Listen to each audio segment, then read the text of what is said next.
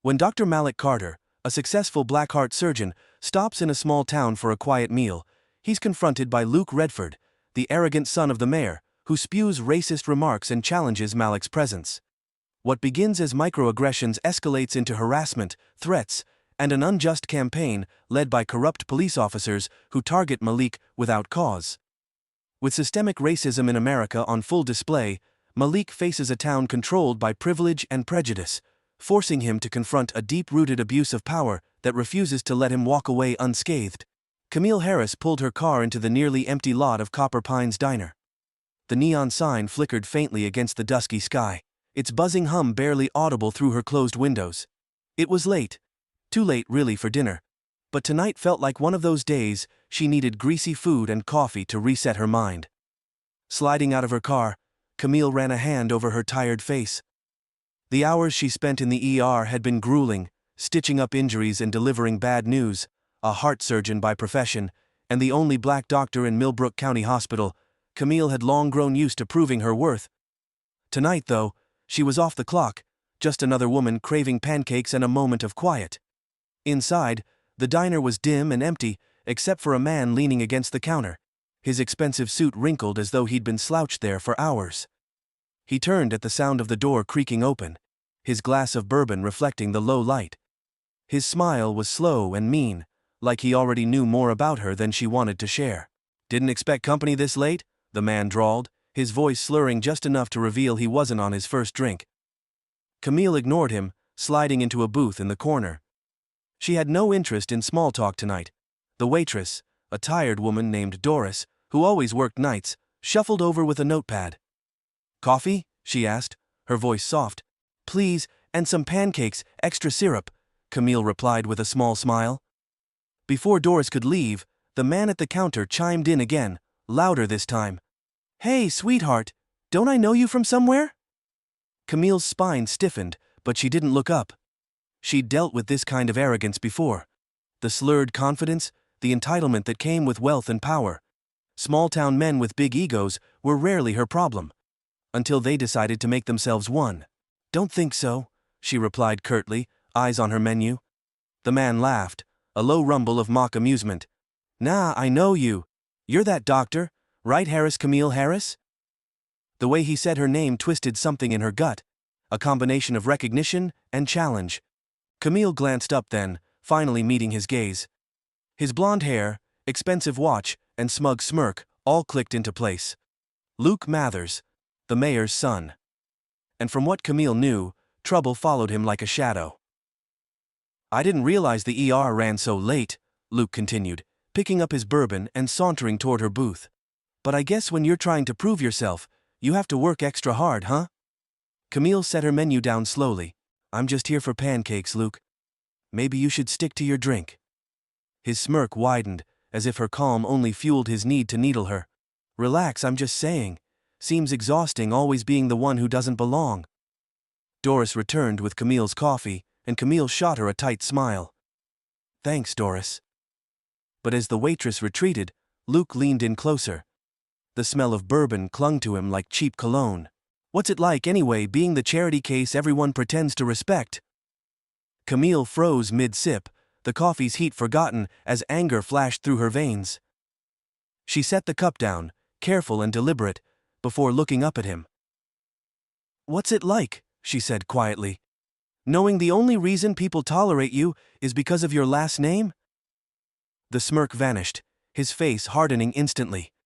His voice dropped, low and dangerous. "Watch yourself." Camille's eyes stayed locked on his, steady and unwavering. "Or what, Luke? You'll embarrass yourself some more?" For a moment, he said nothing, his jaw working as if biting back whatever retort was on his tongue. Finally, he sneered and straightened, but the gleam in his eyes promised this wasn't over. "You should have stayed quiet, Doc," he muttered. "People like you don't get the luxury of mouthing off." As he stalked back toward the counter, Camille watched him, her heart pounding with a familiar mix of anger and defiance. She'd heard comments like his before, subtle insults hidden behind polite smiles or outright hostility dressed in privilege. But tonight, something told her this wouldn't end here. She stirred her coffee slowly, forcing her hands to stop shaking. Whatever Luke thought of her didn't matter. But what he might do next, that was a different story. Dr. Malik Carter eased his dark gray Tesla into the parking lot of Ernie's Diner, the old neon sign flickering weakly against the early evening sky. He paused for a moment before stepping out, his reflection staring back at him in the polished car window. Tall, broad-shouldered, impeccably dressed in a fitted navy suit and Oxford loafers. If anyone who didn't know better had passed by, they might have assumed Malik was here to close a deal or attend a fundraiser, but this place wasn't about showmanship. Ernie's Diner was small town, no frills, and completely out of step with his usual lifestyle. Malik didn't mind. It had been years since he stopped caring about what people expected of him. For all his accomplishments, the youngest black cardiac surgeon to lead the department at Westbury Memorial, countless awards, and a bank account as healthy as the hearts he fixed, Malik preferred simplicity. Humility, after all, was something his parents had carved into his foundation. This diner reminded him of home: chipped counters, gruff waitstaff who didn't sugarcoat their words, and the smell of frying bacon that clung to the walls. For Malik, it was a place where no one asked about stock portfolios or invited him to galas. It was also where no one expected Dr. Malik Carter, the man with his face on hospital brochures, to walk through the door. Malik opened the diner door, the bell above jingling as he stepped in. The quiet hum of conversation stilled for a brief second, just long enough to notice the newcomer. He could feel the glances, polite enough on the surface, but still assessing the small-town instinct to place a stranger, especially one who looked like him, was hard to shake. He gave them nothing. With an easy smile, he nodded toward the waitress, a middle-aged woman with a sharp bob and a name tag that read, Debbie, and made his way to a corner booth. The diner was sparsely filled. An older couple shared a plate of meatloaf, whispering to one another between bites. A group of teenagers hovered near the jukebox, arguing over songs, and at the counter sat three men, older, blue-collar types with weathered hands and matching expressions of disapproval, each nursing cups of coffee, as though they were keeping a tally on the diner's order of operations. Malik felt their eyes linger as he slid into the booth, but he didn't return their stares. After years of working in rooms filled with people who underestimated him, disapproval no longer stung.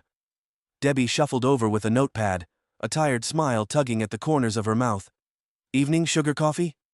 "Please, black," Malik replied warmly, pulling a tablet from his satchel. "And a turkey club if you've got one." She scribbled the order, eyeing him for a moment longer than necessary. "You just passing through?" "Something like that," he replied, already scanning through tomorrow's surgical schedule.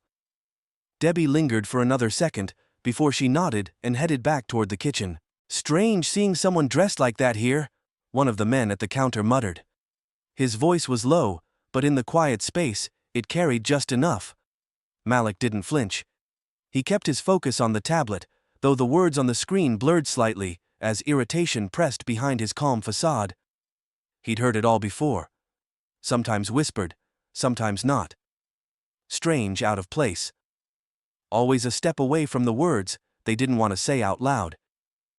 He shifted in his seat, glancing up just as the diner door swung open again. A man entered, striding in like he owned the place. Malik didn't need to know his name to know his type.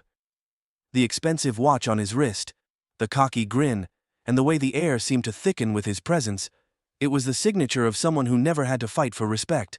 The man spotted Malik immediately, his brows drawing together in faint confusion. He exchanged a glance with the men at the counter before heading toward Debbie, clapping a hand on her shoulder as he passed. "Busy night?" he said, his voice carrying easily.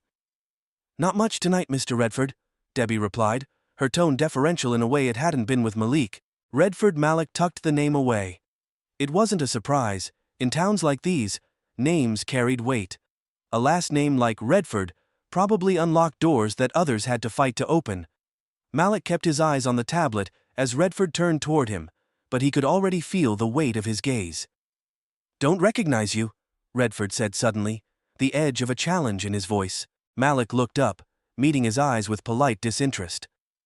"I'm not from around here." "That much is obvious." Redford smiled, but there was nothing friendly about it. He shifted his stance slightly, angling himself as if to take up more space. Nice suit. Bit much for Ernie's, don't you think? Malik held his gaze, unmoved. Didn't realize there was a dress code. One of the men at the counter snorted softly, shaking his head. Redford chuckled, but his eyes narrowed slightly. Just making conversation. It's not often we get visitors here, especially ones with a fancy ride parked out front. I'm guessing you're just passing through? There it was again. Just passing through. The unspoken assumption that Malik didn't belong. It didn't matter how many lives he'd saved or how much money he made. Men like Redford always measured worth on their own terms. Malik leaned back in his seat, his expression unbothered. Something like that. Redford didn't reply right away. Instead, his gaze flicked toward Malik's hands, which were resting lightly on the edge of the table.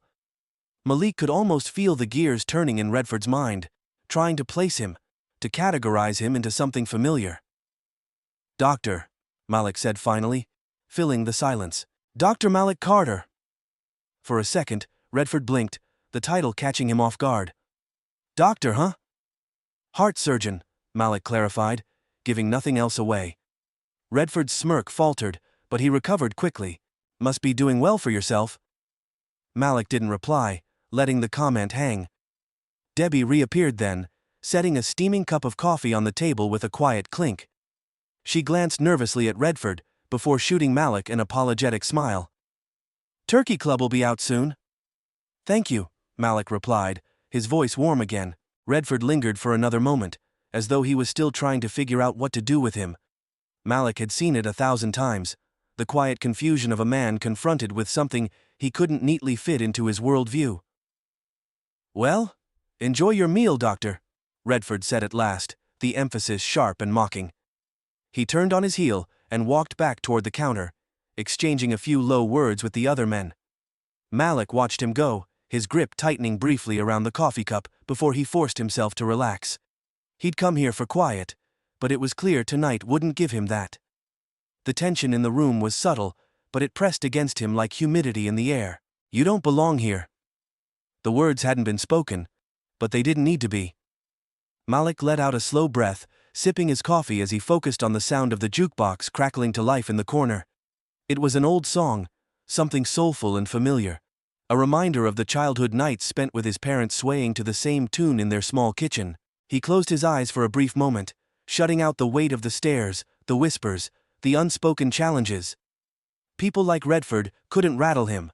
They could try, but Malik Carter hadn't reached where he was by letting other people decide where he did or didn't belong. He was here. And that was enough. Malik stirred his coffee slowly, the soft clink of the spoon against ceramic barely audible over the low hum of the diner. He'd been in places like this before, rooms where silence carried judgment. The weight of unspoken words pressed against him, heavy like the humidity before a storm. He kept his breathing steady, his hands relaxed, and his focus on the window outside. The neon sign reflected faintly against his car's dark paint, the only thing breaking the shadows of the lot. The murmurs started again, faint, but unmistakable. Who even comes in here dressed like that? Doctor? Bet he's full of it. Probably some big shot showing off. Malik didn't need to turn around to know where the voices came from. Redford, and the men at the counter spoke just low enough to pretend they weren't trying to be overheard, but loudly enough that Malik got the message. Excuse me. Redford's voice cut through the air again. He turned slightly, leaning one arm lazily on the counter. Doc, you mind if I ask you something? Malik looked up, fixing him with a calm, measured stare. What is it? That car outside, Redford said, smirking. Tesla? Right, nice ride, must cost a pretty penny. Heart surgeon pay for that? The emphasis on heart surgeon wasn't lost on Malik. It was a question disguised as an accusation. Yes, Malik replied simply, refusing to give Redford more than he deserved. Redford grinned, but it was all teeth, no warmth. Impressive. Didn't think our little town had enough patience for someone like you, or are you just passing through? There it was again. The polite phrasing of a not-so-polite question. What are you doing here? I'm visiting a friend nearby, Malik said evenly. And I wanted dinner, that's all. Redford let out a low chuckle, glancing back at the other men. Friend, huh? Well, You're braver than I thought, coming all the way out here in a suit like that. People might get the wrong idea, you know? Malik's jaw tightened, but he kept his face neutral. What idea is that? Redford tilted his head, the smirk never faltering. Oh, nothing. Just saying, this isn't the kind of place where people dress to impress. Malik set his coffee down carefully, his calm composure hiding the heat creeping up his neck. He'd had this conversation 1,000 times, though usually not so openly hostile. The words always varied, but the meaning was the same. You don't belong. Debbie returned with Malik's turkey club, the plate clattering slightly as she set it down. Her hand trembled just a bit when she pulled back, her gaze flickering nervously between Malik and Redford. Thanks, Malik said quietly, offering her a small smile. Sure thing, she mumbled before retreating quickly to the kitchen. Malik took a deep breath, trying to focus on his meal, but the tension in the room had thickened. The chatter from the counter continued, and though the words were muffled, the sneering tone in Redford's voice was clear. Malik's father's voice echoed in his mind, calm and firm as ever. Don't let them rattle you, Malik. Keep your head. That's how you win. He cut into his sandwich, chewing slowly. But the stillness didn't last long. The diner bell jingled again, and Malik glanced up to see a police officer stride inside. The man was broad-shouldered, with a square jaw and a utility belt that clinked faintly as he walked. His uniform bore the Millbrook County badge, and Malik caught the faint scuff of boots that had seen their share of wear. The officer, whose name tag read Dawson, paused to scan the room. When his eyes landed on Malik, something subtle shifted in his face, a flicker of suspicion, almost automatic, like muscle memory. He walked straight to Redford, clapping him on the back. Luke, didn't expect to see you here tonight. Evening, officer, Redford replied easily. He gestured with his chin toward Malik's booth. Funny thing, this fella here says he's some kind of doctor rolls in with a fancy car and a suit, but something about it doesn't sit right. Thought you might want to check it out. Malik's fork paused mid-air. Here we go, he thought. Dawson's face turned toward Malik fully now, his expression all business. He took a step closer to the booth, his presence looming like a shadow. Evening, Dawson said, voice clipped. Mind telling me what you're doing here? Malik set his fork down and met Dawson's gaze. Eating dinner. Dawson's eyes narrowed slightly, as if testing Malik's words for weakness. You're not from around here, are you? No, Malik replied. I'm visiting a friend nearby. You got ID on you? Dawson asked, though it wasn't phrased as a question. Malik stared at him for a moment, weighing his options. His instincts screamed at him to push back, but experience had taught him that moments like these were a no-win situation. A confrontation would only give men like Redford exactly what they wanted. An excuse. Malik reached into his jacket slowly, pulling out his wallet and handing over his driver's license. Dawson took it, studying it carefully, his eyes flicking between the card and Malik's face, as though searching for something to confirm his suspicion. Dr. Malik Carter, Dawson read aloud. He looked back up. Heart surgeon. Fancy title. That's correct, Malik said evenly. Dawson didn't respond right away. He handed the ID back, but didn't step away. Mind telling me what kind of friend you're visiting? Malik's patience began to fray. Is that really necessary, officer? Dawson's face hardened at the slight challenge in Malik's tone. You tell me we don't get a lot of visitors driving Teslas out here, wearing $1,000 suits, and a lot of people in this town work hard to make an honest living, doesn't mean we trust just anyone who rolls through. Malik took a slow breath, his fists clenching beneath the table. I wasn't aware eating a sandwich required trust. Redford let out a low snicker from the counter. Dawson ignored it, though Malik could see the smirk tugging faintly at his lips. It's just a question. Seems reasonable, don't you think? Malik locked eyes with Dawson, his voice calm but edged with steel. No, it doesn't. The air in the diner grew still again, the silence louder than any of the murmurs before Debbie peeked out from the kitchen, her gaze bouncing nervously between Malik and the officer.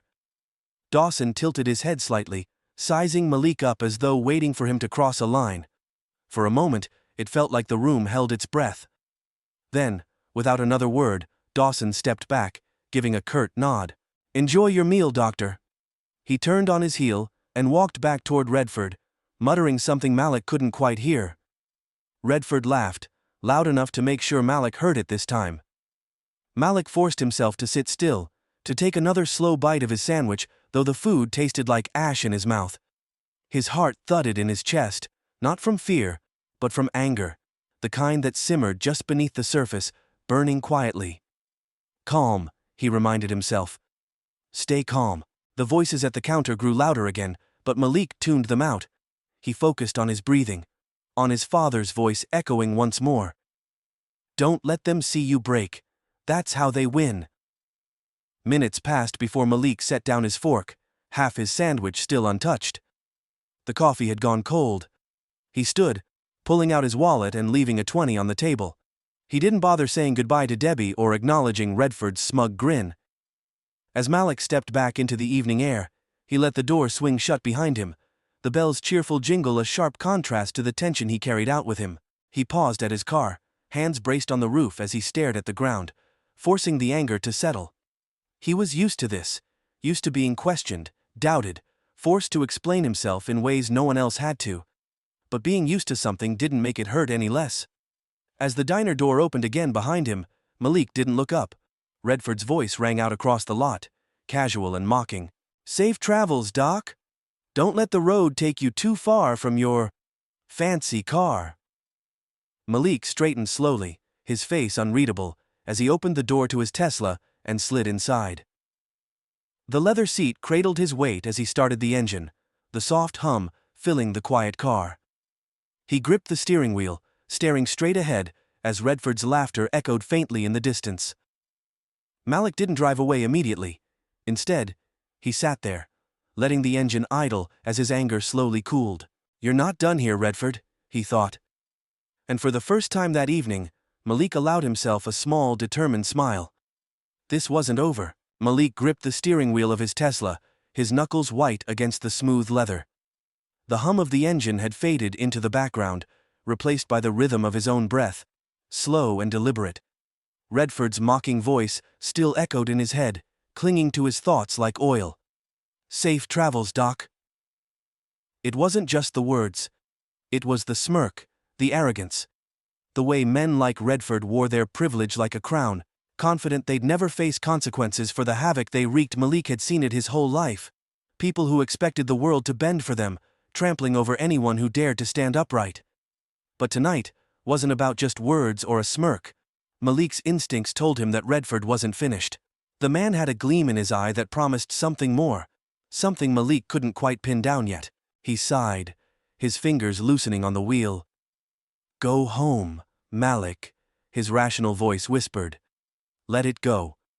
Instead, he opened his phone, tapping the screen until the contact list appeared. A name stared back at him. Mitchell Harris.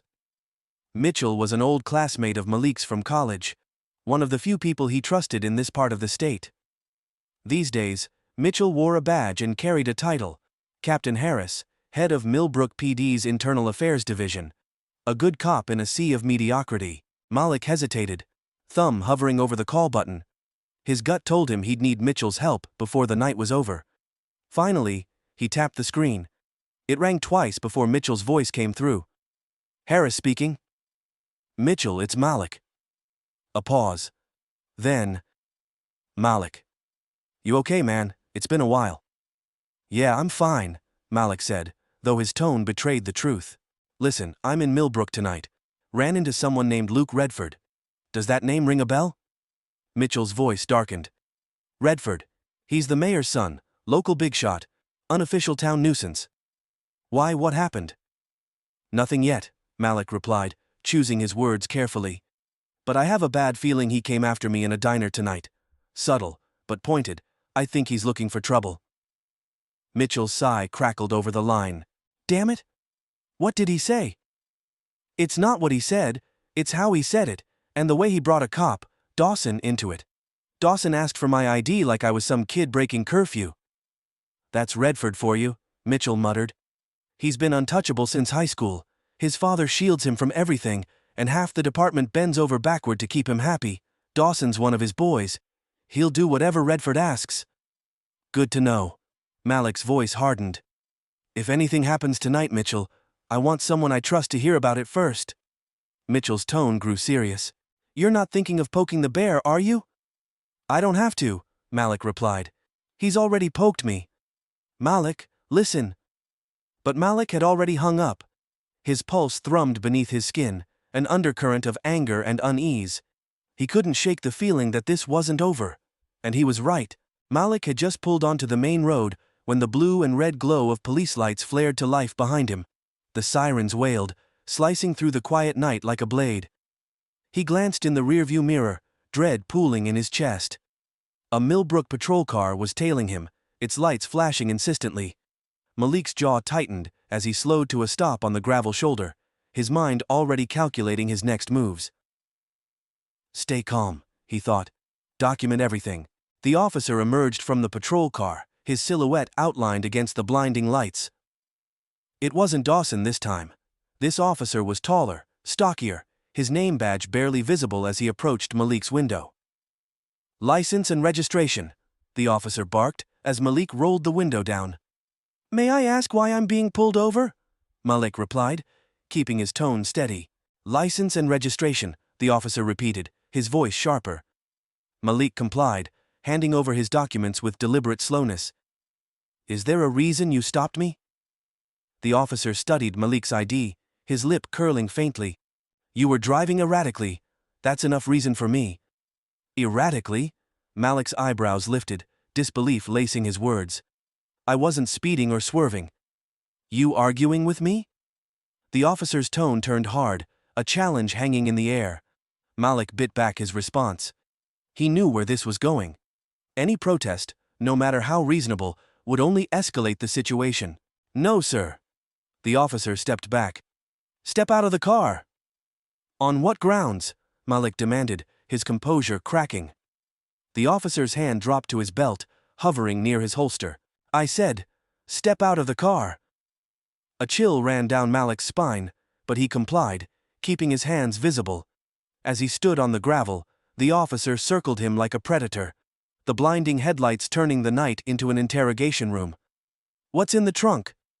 "Nothing but my briefcase," Malik replied. "I'm a doctor, not a criminal." The officer sneered. "We'll see about that." He turned, motioning to a second patrol car pulling up behind him. Out stepped another officer. This time, Dawson Malik's stomach sank as Dawson's eyes lit up in recognition.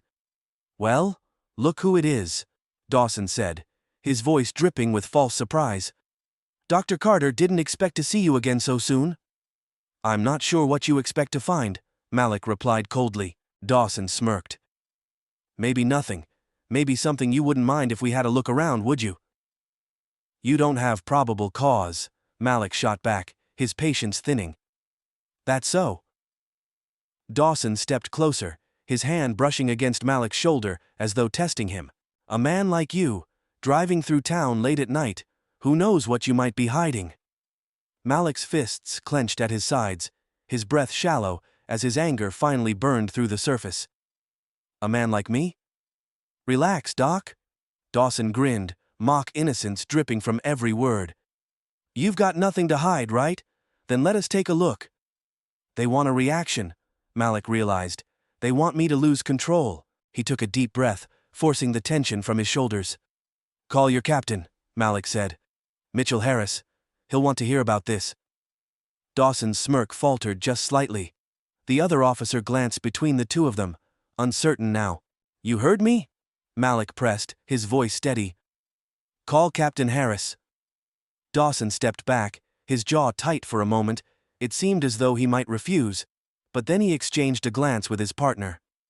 "Fine," Dawson muttered. "We'll see what the captain has to say." Malik exhaled slowly, his hands still trembling faintly, as the officers returned to their cars. He pulled out his phone, hitting record and holding it low enough to avoid notice. Whatever happened next, he wouldn't let it disappear. The minutes stretched on like hours, the silence heavy with tension. Malik stared into the night, his thoughts spinning. They'll paint me as the problem. As the aggressor they always do. Headlights appeared in the distance, growing brighter as another car approached. It slowed to a stop behind the patrol cars, and the door swung open. Mitchell Harris stepped out, his presence calm, but commanding. His gaze moved quickly between Dawson, the other officer, and Malik. "What the hell is going on here?" Mitchell's voice was sharp, leaving no room for games. Dawson shifted uncomfortably. "We pulled him over, thought he was acting suspicious." Mitchell's eyes narrowed. "Suspicious? He's a heart surgeon. You stopped him for nothing." Enough," Mitchell snapped. "You two, get back in your cars. Now." Dawson glared at Malik once more before obeying, slamming the patrol car door behind him. Mitchell turned to Malik, his expression softening. "You okay?" Malik let out a shaky breath. "I'm fine." "Get in your car and head straight to where you're staying," Mitchell said firmly. "I'll handle the rest." Malik nodded, climbing back into his Tesla. As he pulled onto the road, his hand still trembling faintly on the wheel, one thought blazed bright in his mind. This isn't over. Malik drove in silence, his jaw clenched as the events of the past hour replayed in his mind like a broken record. The patrol lights, Dawson's smirk, the barely concealed menace in his voice. All of it burned, leaving a bitter taste in Malik's mouth. His phone buzzed in the passenger seat, breaking the stillness. It was Mitchell. Malik tapped the screen to answer through the car's speaker. "I'm here." "Malik, listen." Mitchell's voice was clipped, his words coming fast. "You were right. This thing with Redford isn't random. I just got word there's been an internal alert sent out on you." Malik's stomach dropped. "An alert?" "Yeah, it says you're under suspicion for suspicious activities and resisting police orders. It's complete garbage, but they're circulating it to make you look like a threat. I'm betting Redford's daddy pulled strings." Malik tightened his grip on the wheel, his pulse spiking. "They're setting me up." "Exactly," Mitchell said. "Dawson's crew is loyal to Redford and his father. They're painting a picture so if anything happens tonight, they have a paper trail to cover their backs." Malik exhaled slowly, forcing himself to stay calm. "Mitchell, how bad is this?" "It's bad," Mitchell admitted. "If they want you out of the way, all it'll take is one wrong move, something they can twist, like resisting arrest, or an alleged threat. You're a black man driving a nice car through their town, Malik. That's all they need." The truth in Mitchell's words hit Malik hard. This wasn't just about Redford's bruised ego anymore. It was systemic. A well-oiled machine ready to grind him down. He wasn't facing one man. He was facing an entire structure built to protect people like Redford. "What do I do?" Malik asked, his voice low but steady. Mitchell paused. "Don't go back to where you're staying. They'll be watching. I'll come meet you somewhere neutral, somewhere public. The last thing we need is for them to pull you off the road again." Malik nodded to himself. "The gas station on Route 19. It's always lit up." "Got it. Sit tight, and don't do anything stupid." The line went dead, leaving Malik alone with his thoughts. He glanced into the rearview mirror, half expecting to see flashing lights again. But the road was empty. For now. Malik pulled into the gas station, its bright floodlights casting sharp shadows across the cracked pavement. The place was deserted, save for a teenage clerk leaning against the counter inside, half asleep. Malik parked near the pumps, leaving his engine running. He didn't have to wait long. Headlights appeared in the distance, followed by the familiar shape of Mitchell's unmarked sedan. The car pulled up beside Malik's Tesla, and Mitchell stepped out, his badge clipped to his belt. "Malik," Mitchell greeted, his face tight with worry. He scanned the lot, his hand resting near his hip as though ready for trouble. "You okay?" "I'm fine," Malik replied, though his tone betrayed the simmering anger beneath. Mitchell leaned against Malik's car, his gaze sharp. "I've seen this playbook before. Redford's got everyone in his pocket. His father's the mayor, and the police chief owes him favors. If they decide to escalate this, it won't stop here." Malik looked at him, his voice cold and measured.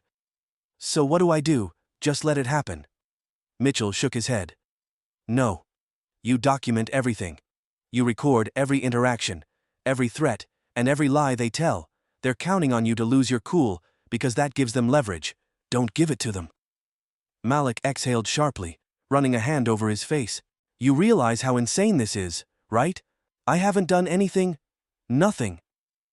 "I know," Mitchell said, his voice softer. "But this isn't about what you've done. It's about who you are, and who they think you shouldn't be." Malik looked away, staring out at the empty road. The weight of Mitchell's words pressed against his chest, suffocating. It was a truth he'd known his entire life, but had hoped to outrun. No matter how much he accomplished, no matter how many lives he saved, there would always be people like Redford who saw his success as a threat.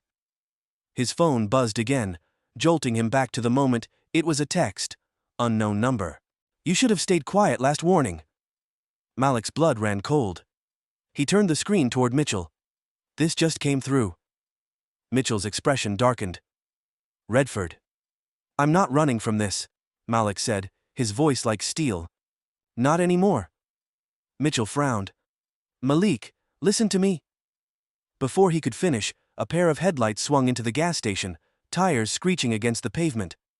Malik recognized the car immediately, Redford's black SUV. Redford stepped out, flanked by two more men. Dawson was with them, his hand already resting on his gun. Mitchell straightened, moving to stand between Malik and the approaching group. "Redford," he called out, his voice firm. "You don't want to do this."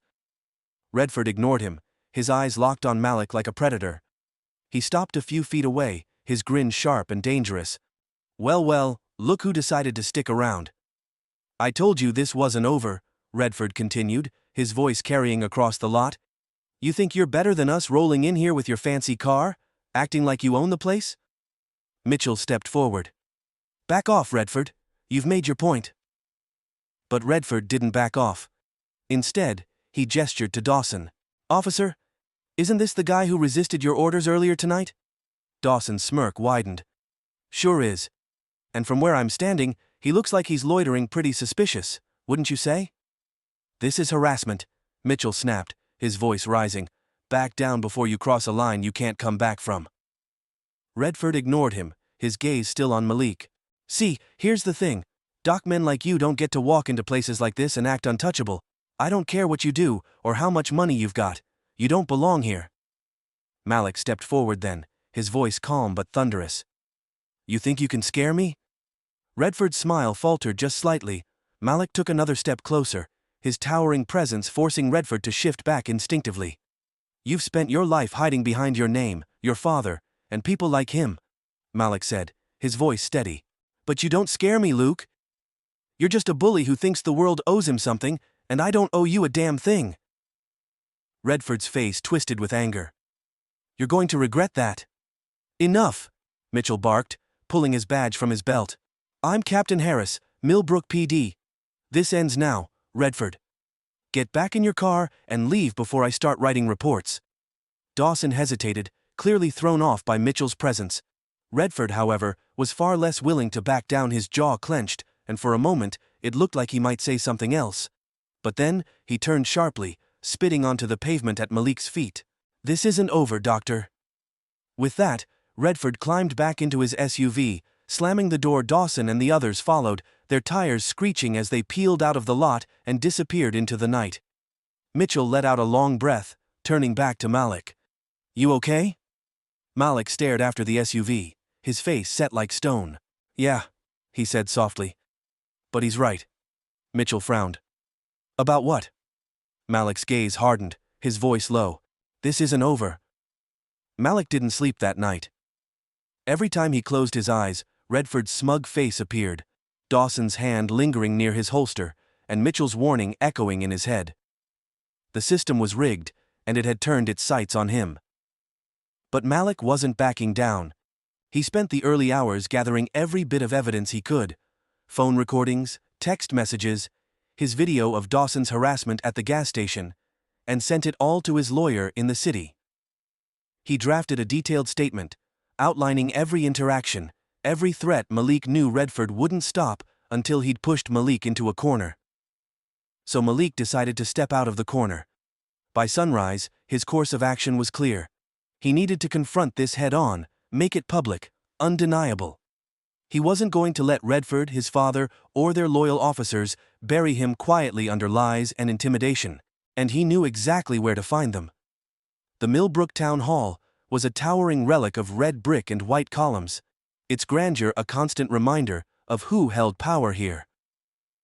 Malik pulled his Tesla into the lot, parked beneath the flagpole, and stepped out.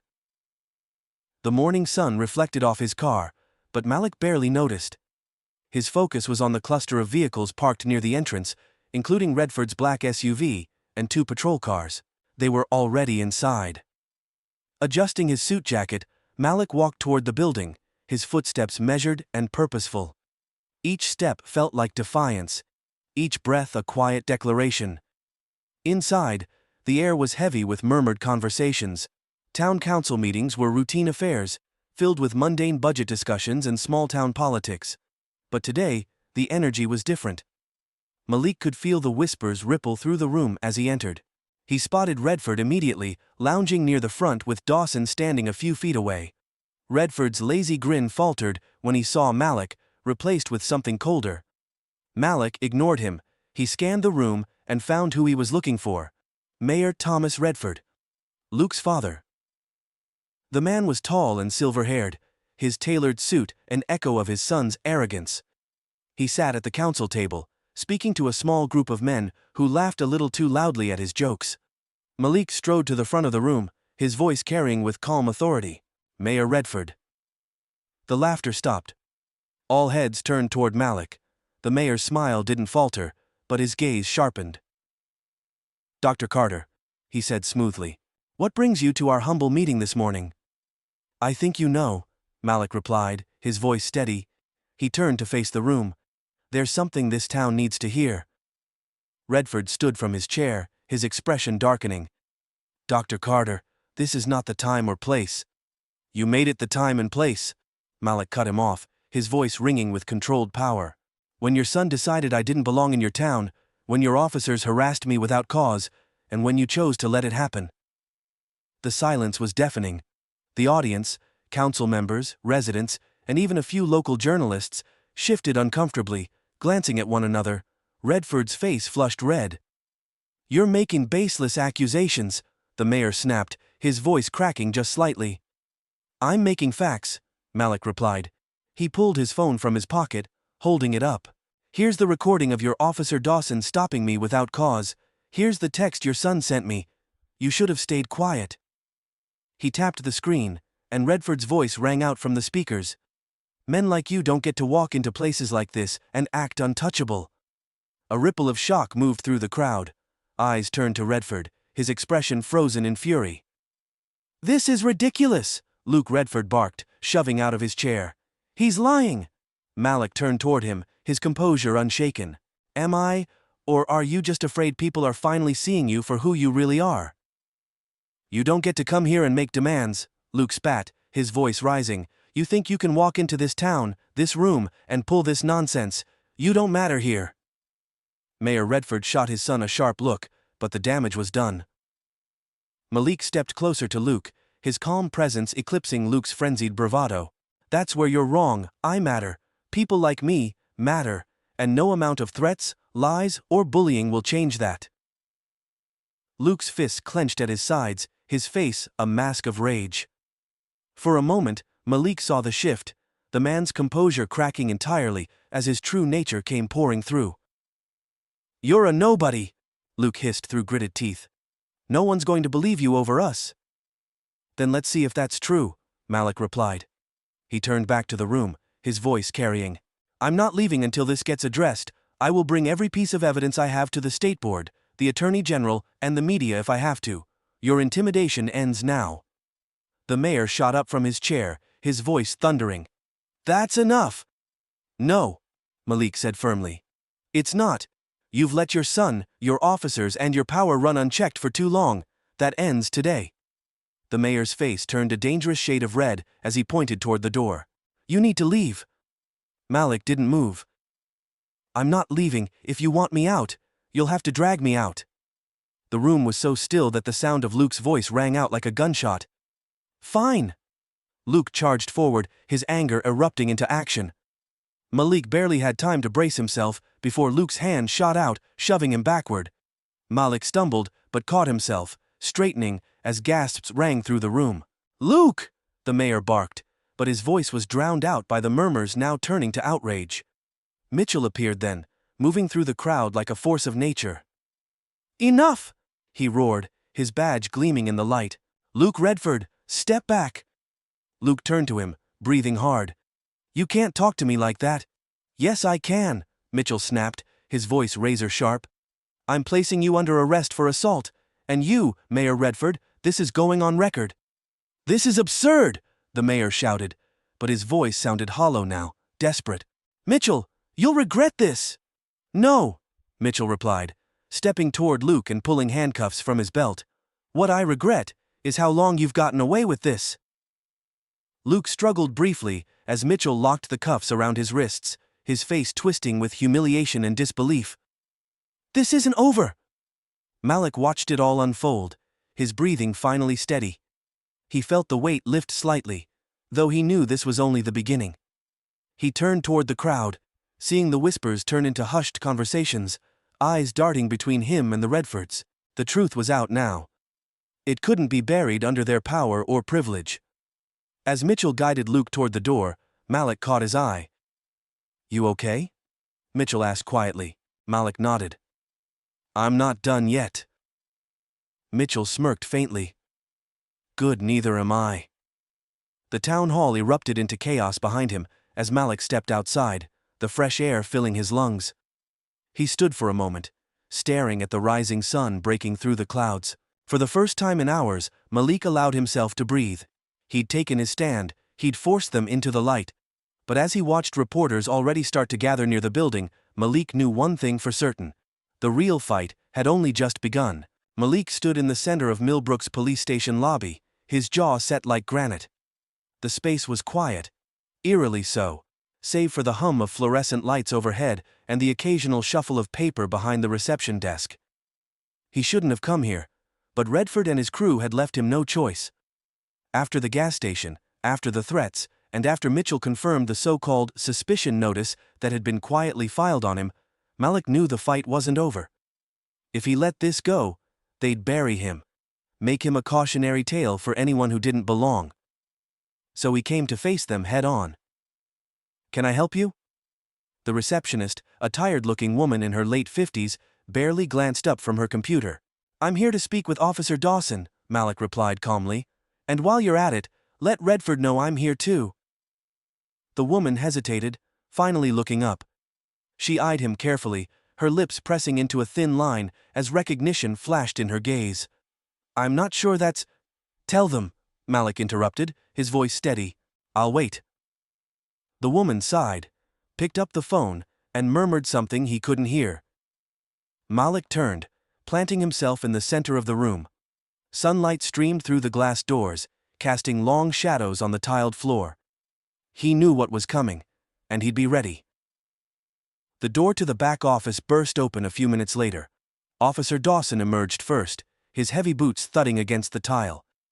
His expression shifted the moment he saw Malik, the sneer sliding into place like a second skin. "Well, look who it is," Dawson drawled. "Didn't expect you to walk into the lion's den, Doc." Malik's eyes didn't waver. "I'm here for answers." Dawson tilted his head, mocking confusion. "Answers to what? Far as I can tell, you're the one causing trouble around here." "Enough," a voice interrupted. Malik turned to see Luke Redford step through the same doorway, wearing that same infuriating grin. Today, though, his arrogance felt more measured, as though he was toying with a mouse trapped in his maze. Behind him stood another officer, Sergeant Grayson, someone Malik hadn't seen before, but whose hard stare told him everything he needed to know. "Well, Dr. Carter," Luke said, spreading his arms as though greeting an old friend. "I didn't expect to see you here. What exactly do you think you're going to accomplish?" Malik took a step forward, his voice firm. "I'm here to make it clear that I won't be intimidated. You can harass me, you can file fake notices, you can send your friends to follow me, but I'm not going anywhere." Luke's grin faltered slightly before twisting into something darker. "You're out of your depth, Doctor." "No, Luke," Malik shot back. "You're out of yours." The words hung heavy in the air, the tension palpable. Dawson shifted slightly, his fingers tapping against the belt at his waist. Redford's face hardened. "You don't get it, do you?" Luke's voice dropped, low and venomous. "This town isn't yours? It never will be. You can flash your degrees and park your fancy car here all you want, but no one cares. People like you don't belong in places like this, and the sooner you learn that, the easier things will be for you." The room went still. Malik's hands clenched at his sides, his nails biting into his palms. Luke's words weren't new, but hearing them spoken aloud, so brazen, so unfiltered, struck a chord he'd spent years keeping quiet. "What makes you so afraid, Luke?" Malik's voice was quiet, cutting through the tension like a scalpel. "That someone like me might sit at the same table as you, that I might stand taller than you without ever lowering myself?" Luke's jaw twitched, the mask of calm starting to crack. "You don't know when to shut your mouth." "That's the problem, isn't it?" Malik pressed, taking another step closer. "You and your father have spent your lives silencing people, using your power to bully anyone who doesn't fall in line. But what happens when someone pushes back?" Dawson shifted again, his hand moving toward his holster. Malik clocked the movement but didn't flinch. He forced himself to focus on Luke, refusing to let them see even a flicker of fear. "You think you can embarrass me?" Luke spat. "You're nothing. You'll leave this town, or I'll make sure you wish you had." "That's enough!" The voice boomed across the room, stopping everyone cold. Mitchell stepped through the front doors, his badge gleaming on his belt, his expression thunderous. His gaze landed on Dawson first, then on Luke. "What's going on here?" Mitchell demanded. "Captain Harris," Luke said, quickly regaining his composure. "I don't see how this concerns you." "It concerns me when you start harassing citizens under my watch," Mitchell snapped. He turned to Malik, his face softening slightly. "Malik, are you okay?" "I'm fine," Malik replied, his voice steady. "Good," Mitchell said, turning back to Luke, "because I've had enough of this." Luke straightened, his confidence returning. "Careful, Captain." "You're overstepping." "No, you're overstepping," Mitchell shot back, his voice sharp. "I've seen the notice your father pushed through. Suspicious activity. You've got to be kidding me. You're setting up a good man, and you think no one's going to call you on it?" Luke's smirk faltered. "I don't know what you're talking about." Mitchell stepped closer, his presence filling the room. "You think your name gives you the right to act like the law doesn't apply to you. You think you can intimidate people, fabricate accusations, and no one will fight back." "Careful," Luke hissed, his composure cracking further. "You don't want to make an enemy of me." "Is that a threat?" Mitchell's voice dropped dangerously low. Malik watched as the balance of power in the room shifted, subtle, but undeniable. For the first time, Luke didn't look untouchable. His confidence was faltering, his bravado teetering like a house of cards. Dawson stepped forward then, trying to regain control. "Captain, with all due respect, stand down, Dawson," Mitchell barked. "And if I find out you've been pulling stunts like this under Redford's orders, I'll have your badge." Dawson froze, clearly weighing his options before stepping back. Luke's face was a mask of rage, his teeth grinding as he glared at Mitchell, then at Malik. "This isn't over," he muttered. "Not by a long shot." "No, it's not," Malik said quietly, his voice cutting through the tension like glass. "But this time, Luke, you don't get the last word." Luke opened his mouth to retort, but Mitchell raised a hand, cutting him off. "I'll be filing a report," Mitchell said firmly. "This ends today." The room fell silent again. Luke stared at Malik, hatred blazing in his eyes, before turning sharply and storming back through the office door. Dawson lingered for another second, shooting Malik a glare before following. When the door slammed shut behind them, Mitchell turned to Malik. "You okay?" Malik exhaled slowly, feeling the weight of the confrontation settle in his chest. "Yeah, I'm okay." Mitchell nodded, clapping a hand on Malik's shoulder. "They'll come at you again, you know that, right?" "I know," Malik replied. "But I'm ready for them." Mitchell gave him a faint smile. "Good, because this fight isn't over." Malik looked toward the door Luke had disappeared through, his voice low but unyielding. "No, it's just beginning." The buzz around the police station didn't die down for hours after Malik left. Word spread like wildfire through the town, fueled by whispers and text messages. By midday, everyone seemed to know what had happened. How Luke Redford had been confronted, how Mitchell Harris had stepped in, and how Malik Carter had refused to be silenced. For the first time, the cracks in the Redford family's power were starting to show. Malik sat at a small cafe on the outskirts of town, nursing a cup of black coffee. The tension in his shoulders had begun to ease, replaced by an ache he hadn't realized he was carrying. The confrontation had taken everything out of him, every ounce of restraint, focus, and grit. but he hadn't broken. That mattered. Mitchell slid into the seat across from him, his expression a mix of exhaustion and satisfaction. "The chief just called," he said, letting out a breath. "Luke's father is trying to bury this, but it's too late. There's too much noise, reporters are already asking questions."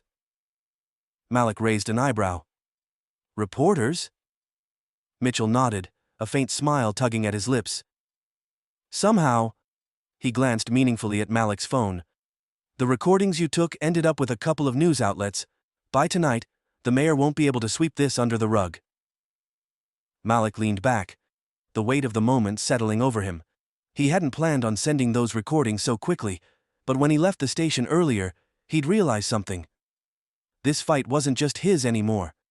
If Redford's abuse of power wasn't exposed now, it never would be. Mitchell's voice cut into his thoughts. "Dawson's already trying to backpedal, said he acted under bad information, and blamed Luke for the harassment classic move to save his own skin." Malik shook his head. "And the mayor? Still trying to hold the line, but he's slipping. The council's already talking about holding an inquiry, his opponents see an opening, and they're not going to waste it." Mitchell took a sip of coffee, his tone softening. "You did this, Malik. You forced their hand." Malik looked down at his cup, his fingers tracing the rim. "For now," he said quietly. "But this isn't the end. Mitchell Redford's not the kind of man who takes defeat gracefully." Mitchell studied him for a moment, then nodded. "True. But you didn't come this far just to back down now, did you?" Malik met his gaze, his expression calm but resolute. "No, I didn't." By evening, the story had gone national. The headlines were impossible to ignore. "Mayor's son accused of targeting black surgeon in small-town power play." "Systemic corruption in Millbrook, police under scrutiny for harassment." "Dr. Malik Carter stands against intimidation and abuse of power." Malik scrolled through the articles on his phone as he sat in his hotel room, the soft hum of the news anchor's voice filling the space. Each outlet seemed to tell the same story. Luke Redford's words and actions had exposed not just his own prejudice, but a deeper rot within Millbrook's leadership. The recordings Malik had shared were damning, impossible to spin or explain away. A sharp knock at the door startled him. Malik stood, his heart hammering, but when he opened it, Mitchell was there. He wasn't alone. Standing beside him was an older black man in a tailored navy suit. His presence exuded quiet authority, his face lined with years of battles fought and won. "Malik," Mitchell said, gesturing toward the man. "This is Charles Hayes, he's with the State Attorney General's office." "Dr. Carter," Hayes said, extending a hand. Malik shook it, his grip firm. "I've been following your situation closely. I want you to know. You've done more than just expose Luke Redford. You've cracked open something bigger." Malik frowned slightly. "What do you mean?" Hayes stepped into the room, his voice low but deliberate.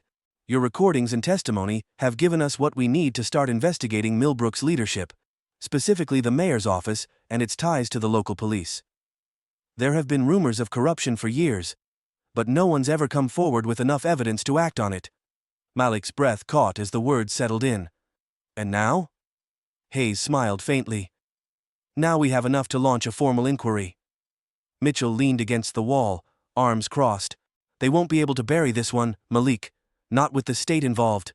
The mayor, Luke Dawson, they'll all have to answer for what they've done." Malik exhaled, a mix of relief and disbelief washing over him.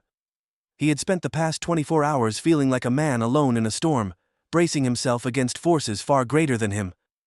But now, the tide had shifted. "This is just the beginning," Hayes continued. "You've opened a door that can't be closed again. But I need to ask, are you willing to see this through? Because it won't be easy. Men like Redford fight back when they're cornered." Malik didn't hesitate. He straightened his shoulders, meeting Hayes's gaze. "I'm not backing down." Hayes nodded approvingly. "Good, because this fight matters, Dr. Carter. Not just for you, but for everyone they've tried to silence." The following week was a blur of statements, meetings, and interviews. Malik stood tall through every moment, his voice calm and measured as he told his story. News vans descended on Millbrook, reporters eager to capture the unraveling scandal. Luke Redford was placed under investigation, his father forced to step back from his duties as mayor, while the inquiry unfolded. Dawson, and a handful of other officers were suspended pending review, their actions scrutinized for abuse of power. The once untouchable Redford name was now splashed across headlines for all the wrong reasons. Malik's life didn't return to normal. Not immediately. His phone buzzed constantly with calls from reporters, lawyers, and supporters from across the country. Messages flooded his inbox. Some hateful, laced with the same venom Luke had spewed, but most were grateful, proud, inspired. One evening, Malik received a letter. A handwritten note slipped beneath his hotel door. "Dr. Carter, I watched what you did. Thank you for standing up when so many of us couldn't. Because of you, my son and I have hope that things can change. RJ." Malik read the words twice, his throat tightening. He folded the letter carefully, tucking it into his pocket. On his last night in Millbrook, Malik stood on the steps of the town courthouse. The sun was setting, painting the horizon in shades of gold and crimson. Mitchell joined him, the two men watching as the small town began to quiet. "You leaving tomorrow?" Mitchell asked. "Yeah," Malik replied. "Back to work. My patients need me." Mitchell nodded. "You know, you didn't have to do this. You could have walked away." Malik smiled faintly, his gaze fixed on the fading sunlight. "I couldn't walk away, Mitchell. That's the problem with men like Redford. They count on people like me staying silent." Mitchell clapped him on the shoulder. "Well, you sure as hell weren't silent." Malik laughed softly, the sound carrying on the breeze. For the first time in days, the tension had lifted. He knew the fight wasn't over. Redford and his father would find ways to claw back power, and the system they'd built would take time to dismantle. But a crack had formed, and cracks let the light in. As Malik turned to leave, he looked out over the quiet town of Millbrook, his voice calm, but resolute. "This isn't the end, Mitchell, it's just the start." Malik stood in front of the hospital's towering glass windows, staring out at the city skyline bathed in the warm light of the early morning sun. Westbury Memorial was alive, with its usual quiet urgency, the steady hum of ventilators, the click of heels against linoleum, and the murmurs of families huddled together. It was a soundscape he knew well, one that grounded him. After everything he'd been through in Millbrook, being back in the operating room, hands steady, heart focused, felt like returning to himself. Yet something fundamental had shifted within him. A new clarity that wasn't there before. His phone buzzed on the desk behind him. Another email, another headline. Malik didn't need to read it to know what it said. The aftermath of Millbrook was still unfolding. Luke Redford had been formally charged with harassment and assault, pending trial. Mayor Redford, backed into a corner, had resigned under mounting pressure. As investigators combed through years of buried corruption, Dawson and several other officers had been dismissed, their abuses of power no longer hidden by the mayor's shadow. The story had sparked national outrage and local change, a reminder that the powerful were not untouchable, no matter how deeply their roots were planted. For the people of Millbrook, it was a reckoning long overdue. For Malik, it was something more. A turning point he hadn't realized he'd been moving toward his whole life. A knock at the door broke his thoughts. Malik turned to see his assistant, Jasmine, holding a tablet. She smiled faintly. "Your schedule for the day, Dr. Carter. The first surgery's at 9. "Thanks, Jasmine," Malik replied, taking the tablet. As she turned to leave, she paused. "I saw your interview last night," she said softly. "You know, what you did. It was brave. People need to see someone stand up like that." Malik met her gaze, offering a small, thoughtful smile. "Thank you. But I didn't do it just for me." Jasmine nodded, understanding the unspoken weight of his words, and left the room. Malik had given dozens of interviews since leaving Millbrook news stations, and journalists latched onto the story, eager to dissect its every detail. The footage of Luke Redford's tirade, the recordings of Dawson's harassment, and the undeniable proof of systemic corruption. Malik didn't shy away from the attention, even though it exhausted him. He wasn't doing it for the cameras. In one interview, a reporter had asked him, "Why did you stay? Why not walk away when things escalated?" Malik had leaned forward, his expression calm but resolute. "Because walking away is what they count on. They want us to back down, to feel small, to believe that nothing can change. I refuse to give them that satisfaction." The response had gone viral. People shared clips of his words alongside hashtags and calls to action. Others sent him messages. Stories of their own encounters with injustice, fear, and helplessness. Some were angry, insisting Malik had only stirred up division, but many more wrote to thank him, to tell him he'd given them hope. 1 week after his return, Malik received a letter in the mail. The envelope was plain, addressed by hand in slightly shaky cursive. Inside was a note written on lined paper. Dr. Carter, you don't know me, but I live in Millbrook for years. People like the Redfords made folks like me feel invisible. Powerless. What you did showed us that we don't have to stay silent, that someone is willing to fight. You stood up when you didn't have to, and because of that, things are starting to change here. Thank you. Ellen, a Millbrook resident. Malik read the note twice, his chest tight. He folded it carefully and placed it beside the other letters he'd received. Some were anonymous. Others were bold, heartfelt declarations of support. Each one reminded him of what this fight had meant, not just for himself, but for so many others who didn't have his platform, his voice, or his privilege as a successful surgeon to push back. The note from Ellen made him think of his father, who'd worked tirelessly for decades as a community leader. In their small neighborhood, Malik remembered the conversations they'd had over the years, how his father had taught him the delicate art of persistence. Sometimes, son, his father had said, fighting isn't about winning outright, it's about making sure people see the truth, even if it shakes them, even if they don't want to see it. Malik understood that better now than he ever had before. Change didn't happen overnight. In Millbrook, the inquiry into the police department was ongoing, but already, reforms were starting to take shape. A new interim mayor had been appointed, promising transparency and accountability. The council had announced a community review board to oversee law enforcement practices moving forward, something the town had never seen before. For the first time in years, people began to speak up, emboldened by what Malik had done. Local papers covered stories of residents who'd faced their own encounters with the Redfords' abuse of power. Business owners, single mothers, families who'd been bullied into silence. A crack had formed in the foundation, and light was pouring through. For Malik, it was enough. It wasn't perfect, it wasn't finished, but it was enough to know the fight hadn't been for nothing. On a quiet Saturday morning, Malik sat on a park bench with a book in his hand. The pages remained untouched as he watched the families walking by. Children laughing, couples holding hands, friends sharing stories beneath the shade of tall oaks. The scene reminded him of that day in the Millbrook diner, where all of this had begun. Malik had gone there searching for peace, only to be met with hostility. Redford's words had been meant to break him, to push him out. But in the end, those same words had ignited something far bigger, a reckoning that reached far beyond Luke Redford's petty hatred. He thought about the future, not just his own, but for people like him who still faced those same battles every day. He knew the fight wasn't over, not by a long shot. But now, he knew he wasn't alone. Malik Carter hadn't set out to change the world. He'd simply refused to let it silence him. That decision, his refusal to shrink, had made all the difference. Change happens slowly, and then all at once. It starts with one voice refusing to be quiet, one crack in the wall, one moment where someone says, "Enough."